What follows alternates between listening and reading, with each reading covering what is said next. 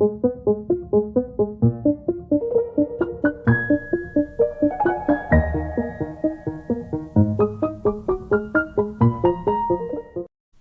folks, in this video we are going to discuss soft assertions. Okay, so soft asserts. A soft assert is a type of assertion used in testing frameworks like TestNG and various other test automation libraries.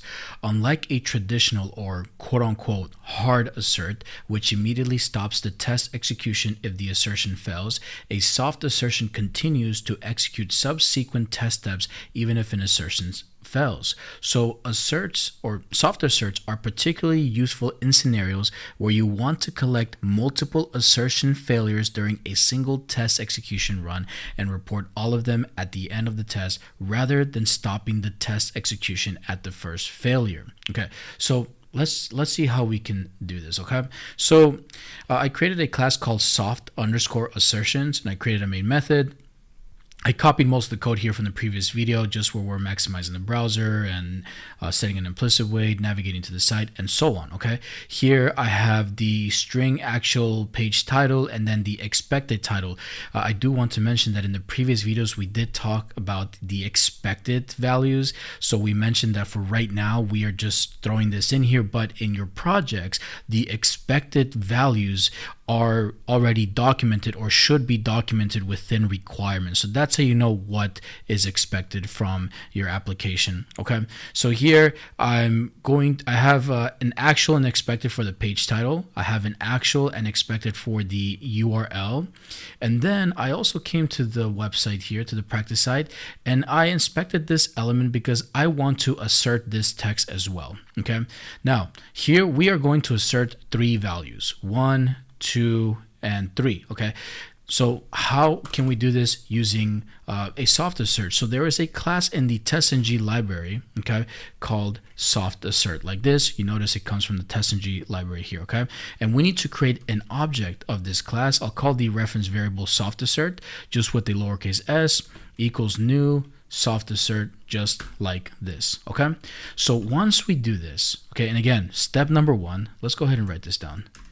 Step 1, okay, I'm going to say create an object or instance, okay, of the soft assert class. Okay, and then step 2 will perform your assertions. Okay, perform assertions. Okay, the thing is that we need to call the reference variable that we created. So it's called soft assert in this example, this one right here.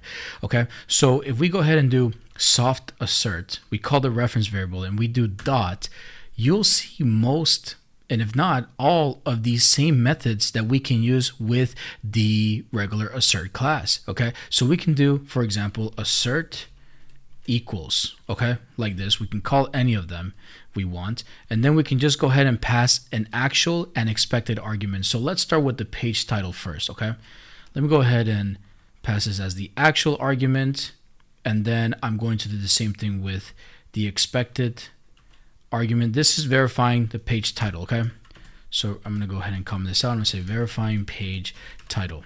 Okay, so that's verifying page title. Let's go ahead and assert the actual page URL with the expected page URL. So I'll do soft assert.assert equals, okay, and I'll do the actual page URL, and the expected argument would be the expected page URL, like this. Okay, let me go ahead and make a comment here saying verifying URL. Okay, verifying URL. Let me go ahead and just add the keyword page here, verifying page URL, and then here let's go ahead and verify this instructor John text. So I went ahead and inspected that text using this XPath here. Okay, I'm using the contain says XPath, and I indexed that at value 1 because there were other values in this page with the text John that had that. Okay, so let's go ahead and assert that. So I'm going to use, let's go ahead and do soft assert equals, Give me 1 second, just let me type it out again because I called the wrong variable name. So assert equals, okay, and let's do actual instructor John text, because that's the text that we are working with the text John, okay, and the expected argument is this right here. You notice that I hard-coded the value John right here on line 32, okay. So now I am going to just make a comment here. I'm going to say verifying instructor John text, okay, John text like this. Okay, so let's see if this works. For the most part, this is going to pass because this title here, I deleted the space in the end, like we showed in the previous video, for these to match. So this will pass. If the URL is correct, this is the expected URL, it would pass. If the text is John, then this will pass as well. We should see nothing, okay? Let's go ahead. We're not done yet. We are missing an important component, but I'm going to do this to prove a point. So I'm going to go ahead and run this, and let's see what we get, okay? And the program stops here. There's no exception, actually. The only thing is that in the end, I actually didn't do driver.quit, okay? So I'm going to do driver.quit, okay, like this. All right, so nothing happened, right? Everything seemed to pass, or at least we think it did. I'm going to show you something, though. I'm going to purposely try to fail this. I'm going to change the name of this, the page title. I'm going to change it from Chroma Tech to Chroma Tech School, like this.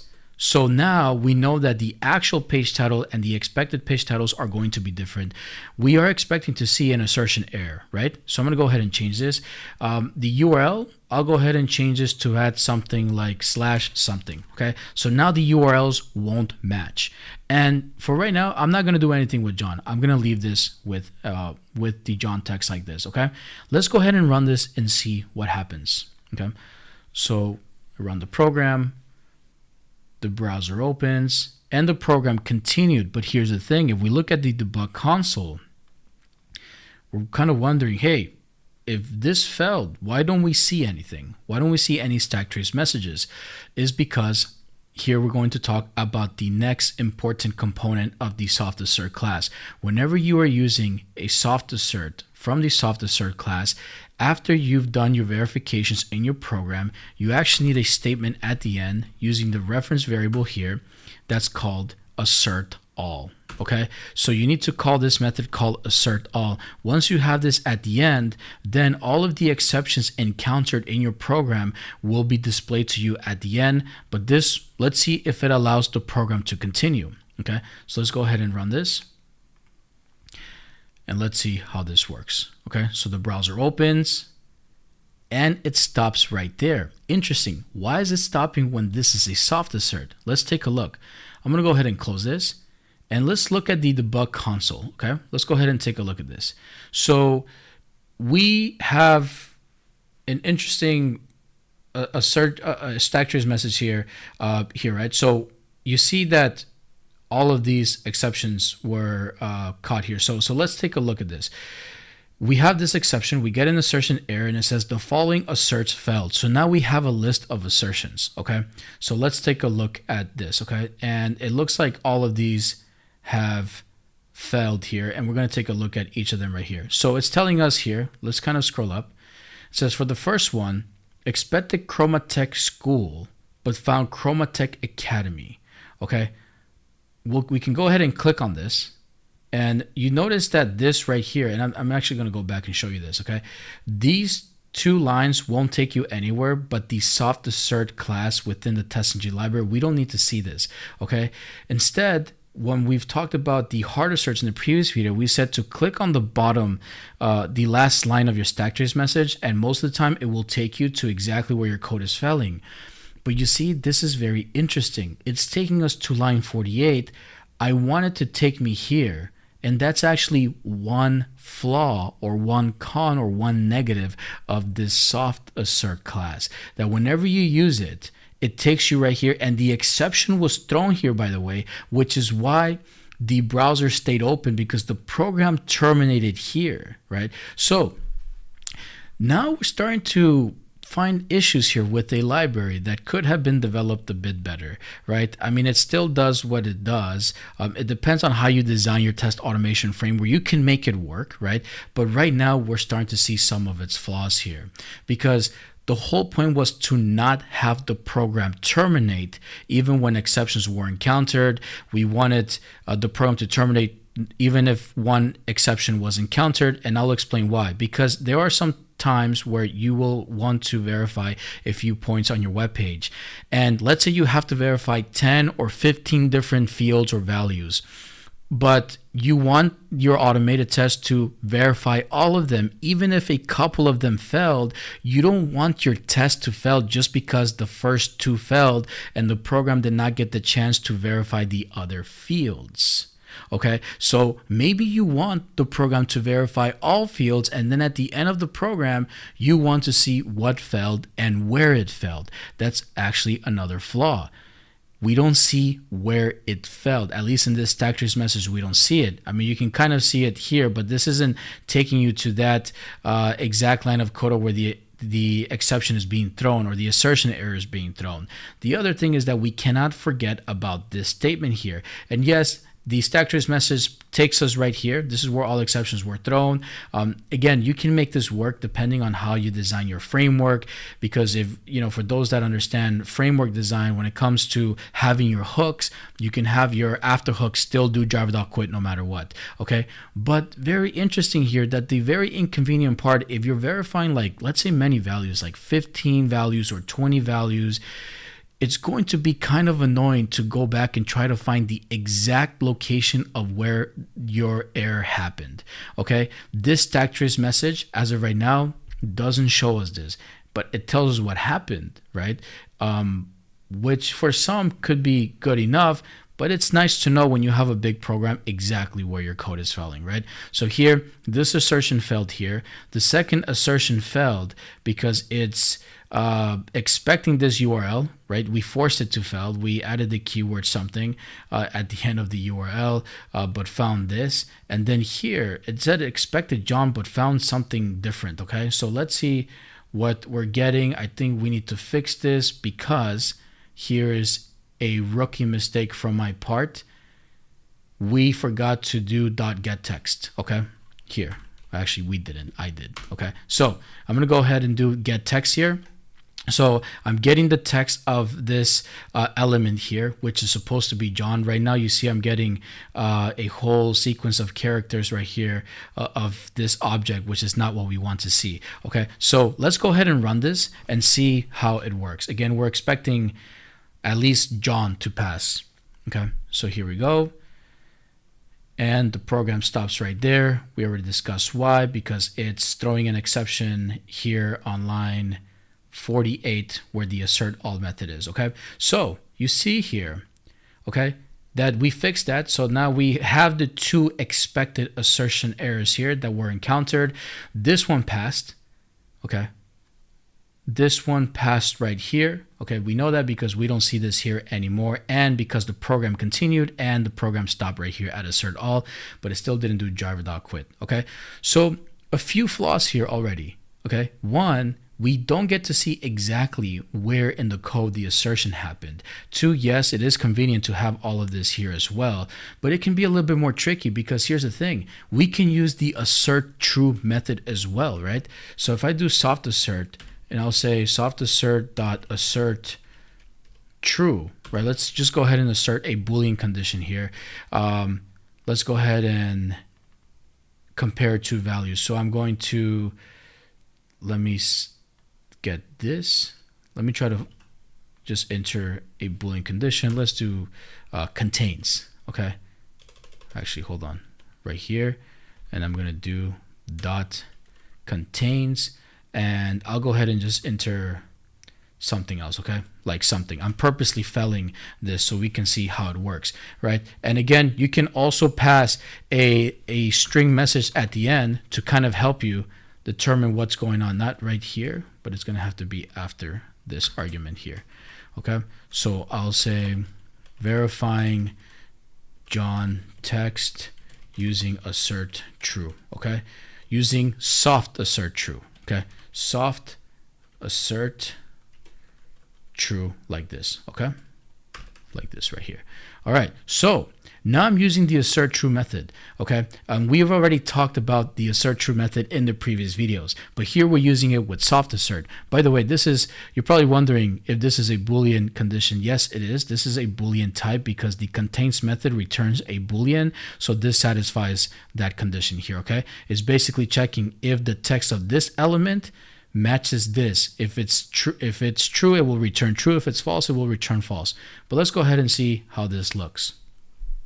So the browser opens and then it stops right here. So let's go ahead and check what we see.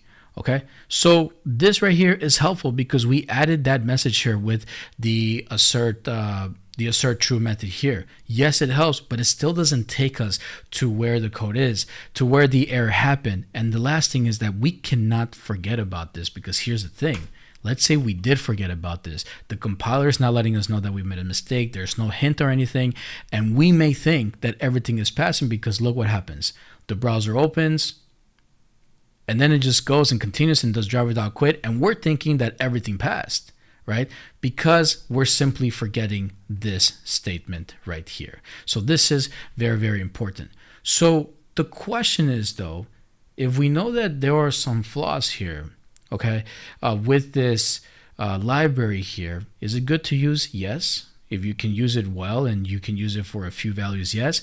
If you are using it to verify so many other values, like let's say 15 or 20, let's say you have a test case where you're verifying so many sets of data or a lot of data fields, like let's say 30, 40, 50, which can be realistic for a lot of projects, then you will have a hard time trying to see exactly where your code is failing, even though you can write messages and so on. So the question is, what can we do with our program so that we can see exactly where an assertion error was thrown, but we also want the program to continue, okay? And we don't want it to stop, and we also want it to run through no matter issues, and at the end of the execution, we still want to see what happened, okay? So go ahead and write this code out. Remember that the soft assert class is a class that comes from the TestNG library, okay? Once you declared an object of it or an instance of it, go ahead and use the reference variable to use any of the assert methods, like the assert equals or assert true.